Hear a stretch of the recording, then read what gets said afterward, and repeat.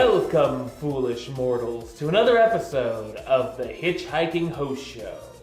I am your host, your ghost host, West Troop, and I'm back this week with another Trending Topics episode where we're going to take a look what went down in the Disney parks. And we've got a lot to talk about this week. A lot went down, there's a lot of news, so I'm just going to get right into it, ladies and gentlemen. Here we go.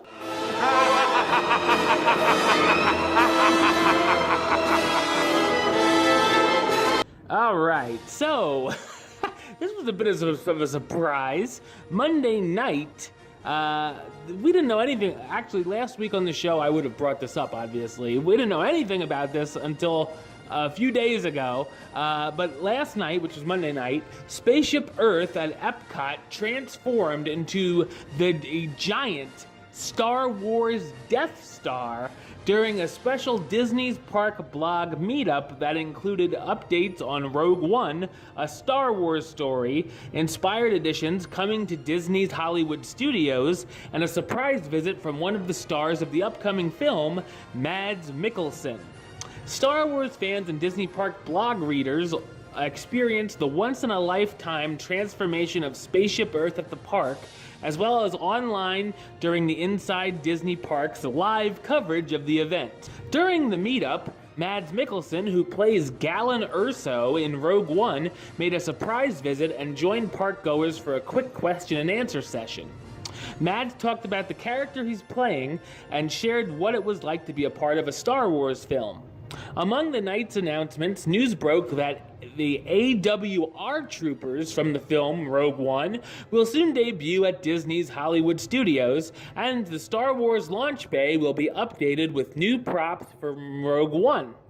Of course, the film Rogue One, a Star Wars story, opens in U.S. theaters December 16th, 2016. And those of you out across over the seas will get it a day earlier. Boo! So, of course, I'm excited for this. Rogue One, of course. I'll be seeing it next Thursday night.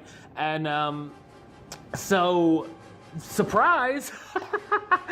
I know, like, I was looking, like, through Facebook, and I saw Spaceship Earth turning into Death Star, and I'm like, oh God, that hoax again, because people said it would end up that way for good or whatever, and I'm like, oh yeah, it's just a hoax. And then I saw it on a couple of credible sites, and I'm like, wait a minute, it's not April Fool's Day, because sometimes they'll pull that on April Fool's Day. I'm like, is this an old article from April Fool's Day? And then I saw, oh, okay, it's a special thing. Like when they did Mike Wazowski a few years ago from Monsters University, they do that special projections on Spaceship Earth, and I think that's perfectly fine. I know some people were having a fit about it, and I'm like, dude, it's a special one-time event. It's for like an hour. It's not it's not gonna kill you. You won't even remember it in a few years. So just chill, you know? Just chillax, people. Now, if they had done it for good and it had become a Death Star, then I could see a lot of people complaining. But yeah, it was just a one-time thing. So just, you know, pump your brakes, people, before you start screaming online. But anyway, I thought it was really cool. The little beam coming out looking like it's going to destroy something. That's awesome. I think it should have destroyed Universal. Yeah, that was fun.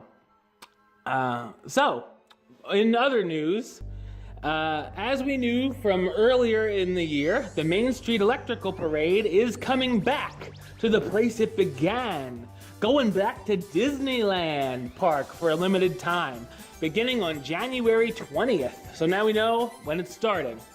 The encore performance at Disneyland will run nightly until June 18th. So you have from January to June, the 2 J's. During this limited time celebration, guests will be able to enjoy special merchandise, of course they will, and food offerings, of course they will, inspired by the Main Street Electrical Parade. Or should we say, the Main Street Electrical Parade? On January 19th, for a special after-hours premiere event, you could be among the first to experience the return of the beloved parade. After the park closes, premium event ticket holders can enjoy a night of exclusive access to most of Disneyland park attractions and select restaurants, featuring a special performance of the Main Street Electrical Parade boo, boo, ahead of the official debut to the public. Tickets go on sale for Disneyland Resort annual pass holders December 6th, that would be right now, and to the general public on December 13th. Information will be available on Disneyland.com. I like how no prices were mentioned. I can only imagine. I enjoy the Main Street Electrical Parade. I'm gonna miss it when it goes. So definitely, if you are a fan of it, definitely try to see it between January and June. And if you really, really, really, really love it and you want that exclusive access, just know that the January 19th, you can do that special hours, after hours premiere event. Now we're gonna hop back to Disney World because Disney announced a new dining experience that allows guests to board the monorail with priority access and enjoy a 3-course meal spread out at different stops on the Magic Kingdom monorail loop. Known as the Highway in the Sky Dine-Around, guests who take part in the event will begin at Disney's Contemporaries Resort. You're gonna start at the Wave. You're gonna do the Wave, maybe, of American Flavors restaurant for appetizers and specialty cocktails. After that, guests will visit Disney's Polynesian Village Resort. Oh yeah! For island-inspired libations and more appetizers. Then it's time for the main course at Disney's Grand Floridian Resort and Spa, Citrico's restaurant, where guests will be treated to a special chef's main course selection. Afterwards, guests will be able to sip champagne, la-di-da, and savor a selection of artisanal, there you go, cheeses in the hotel's lobby. Finally, guests can return to the Contemporary Resort to watch the Nighttime Wishes Spectacular from an outdoor patio while enjoying a number of desserts, cordials, and coffee. The cost for the monorail dining crawl, you may ask? $150 per person. But the price does include food, drinks, gratuity, and the rooftop viewing of Wishes, which actually isn't too bad when you think about it. Especially if you're eating at the Grand Floridian, you're having some stuff at the Polynesian, you're having your drinks, you're having some stuff at the Contemporary. It actually isn't that bad of a deal. I know I usually scream about high-priced events on here, but yeah, I mean, it's aight. I'd probably consider it if I felt like doing it next time I go to Walt Disney World. Just know those Highway in the Sky Dine-Around packages are available for those who are interested. Okay, concerning the Disney bus routes, beginning next week, Disney will be offering a new express transportation ticket option that will allow park goers to pay extra to have a special VIP bus pick them up inside the theme parks and use backstage roads to get guests to their destination faster than the regular bus service. Express transportation vehicles will also feature more regular arrival times than the standard buses, running on a precise 30-minute schedule. Here's where the pickup areas will be inside the theme parks.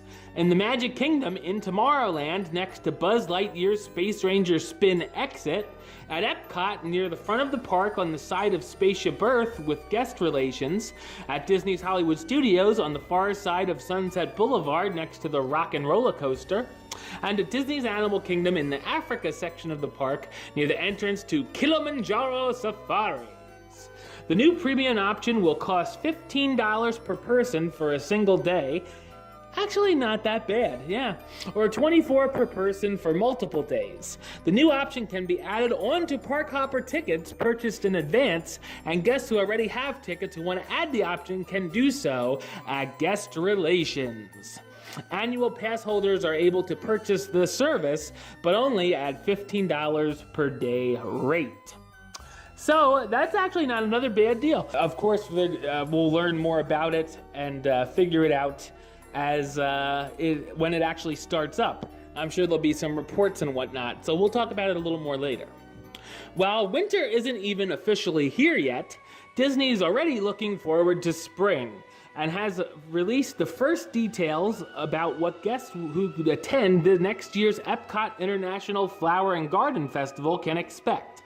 This year's event will begin on March 1st, 2017, and will feature a number of new elements, including the following.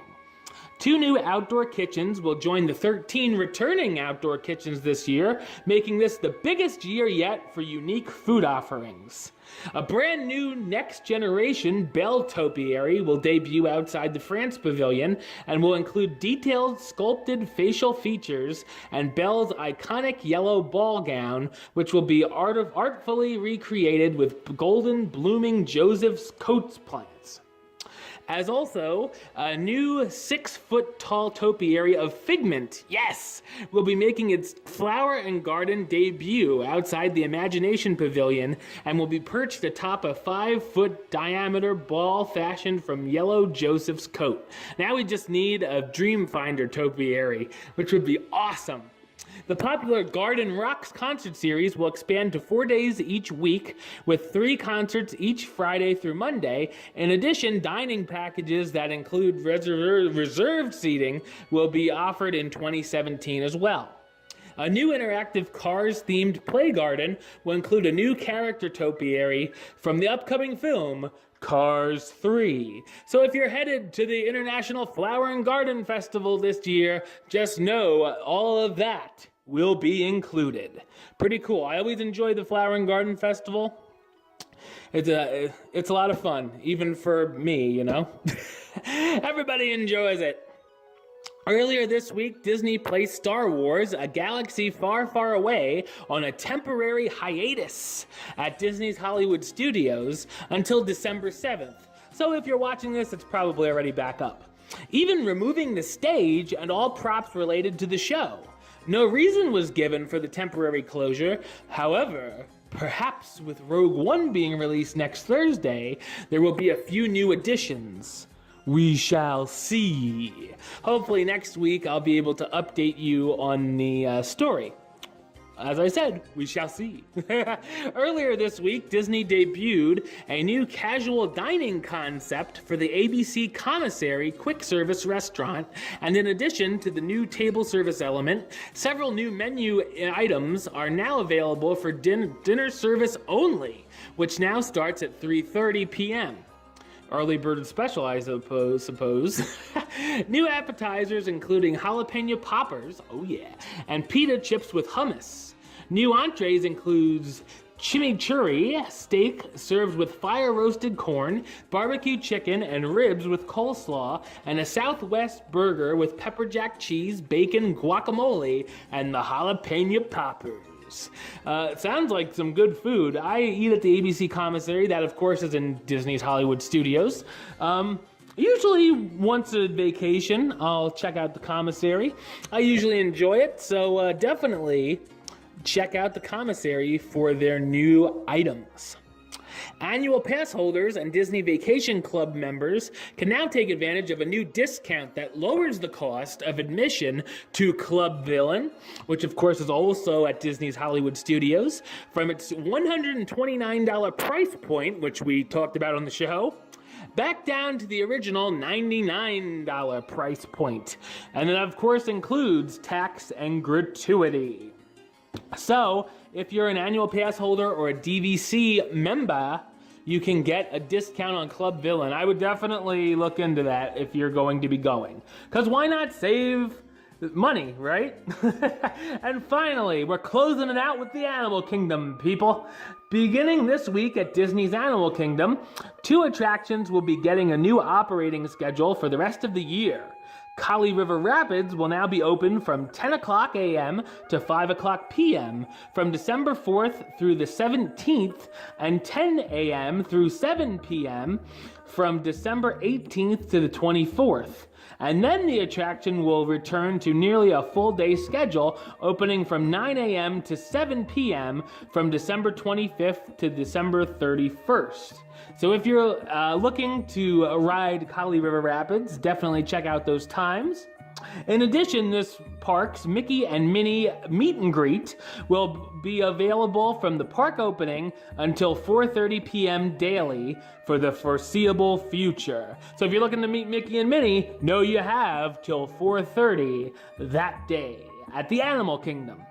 All right, well, that's the show. I'll be back with another episode next week, as well as another Hitchhiking Host Show 101, where we'll talk about the history of a certain Disney attraction. But until then, don't forget to subscribe right here on YouTube. YouTube.com/HitchHostShow. You can like the show on Facebook, Facebook.com/HitchHostShow. Follow on the Twitter at HitchHostShow. And if you want to listen to the show, or you are listening to the show, you can do so over on Podbean. It's hitchhostshow.podbean.com. And you can search on iTunes or Stitcher under West Troop or the Hitchhiking Host Show. Until next time, don't forget to... Hurry back! Hurry back! Hurry back! Hurry back! for the next episode. See ya.